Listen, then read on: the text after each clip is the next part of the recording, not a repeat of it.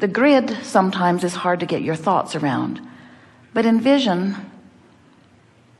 something grid-like.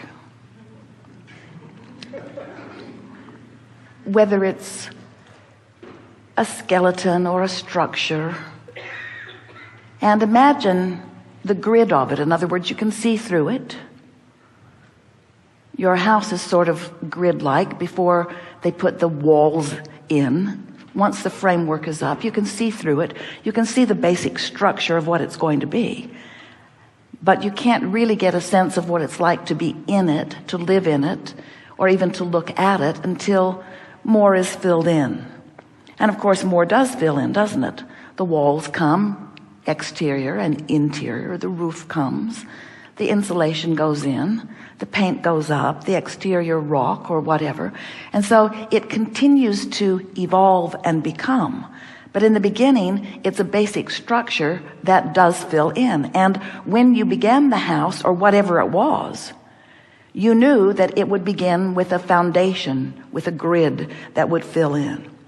And we think it might be helpful if you began to look at your point of attraction in just that way, because you are moving through your day-to-day experiences, interacting with one another, and you are having emotional responses to what you are observing. Yes, in fact, for most people, your emotional response is all about something that you are observing. It doesn't have to be.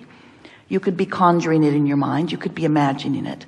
But most people are offering most of their vibration and therefore most of their emotion in response to something that they are observing. So let's say that you are moving through your day and you are observing different things, and in your observation of them, you are having emotional responses to them. And we would like you to try to imagine that each one of those emotional responses is an indicator of what kind of grid, what kind of foundation, what kind of grid you've got going on that will fill in. It will fill in.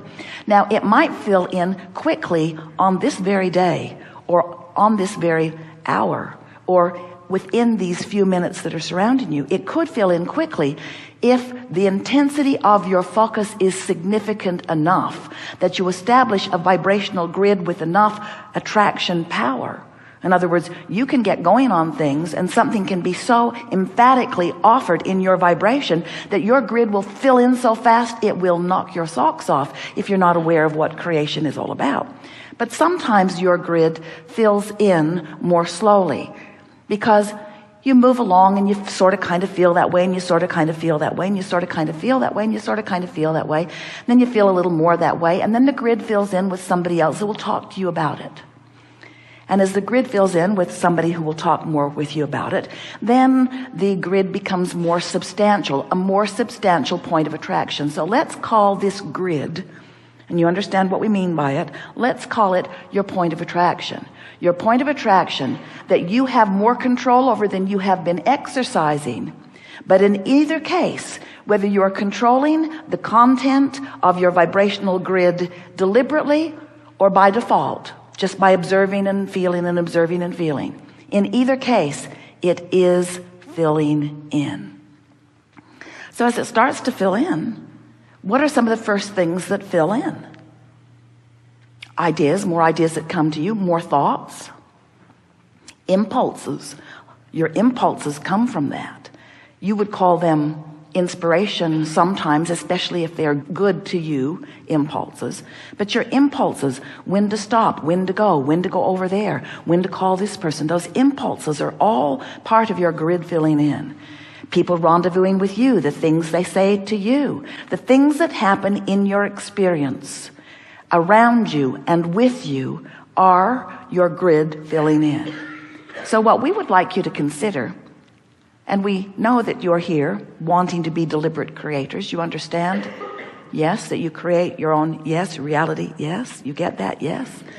In other words, you've been listening to us for a while, and what you offer vibrationally and what comes back to you is always a vibrational match. It always, always is.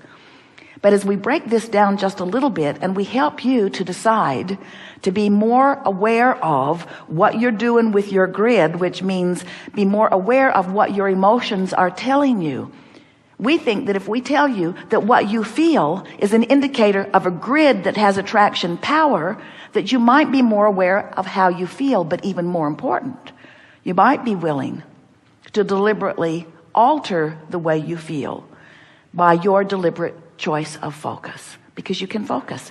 You have the ability to create your own grid. You really do. Do you believe that?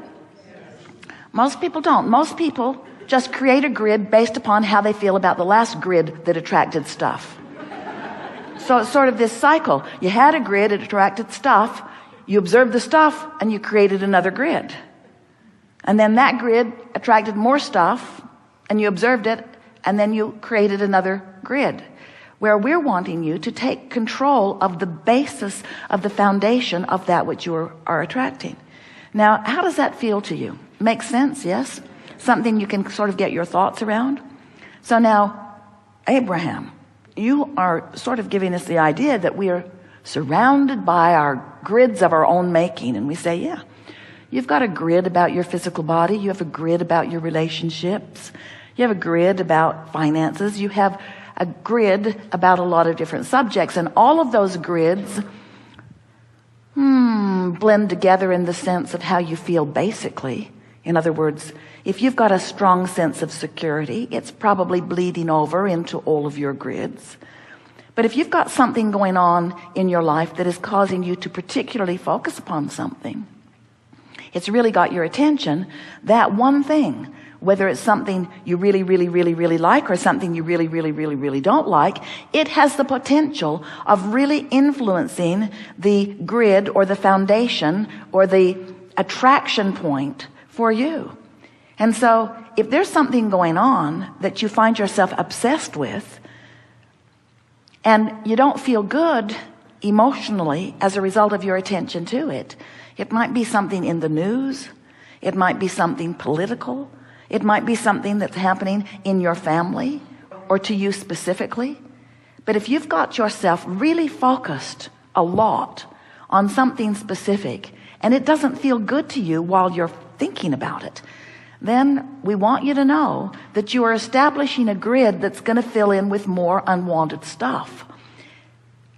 In like manner, if there's something going on in your life that is really ringing your bells, it's making you feel high and happy, you're waking up thinking about it, you're finding yourself wanting to talk to everyone about it, then you've got a grid going on that's filling in with a lot of other things.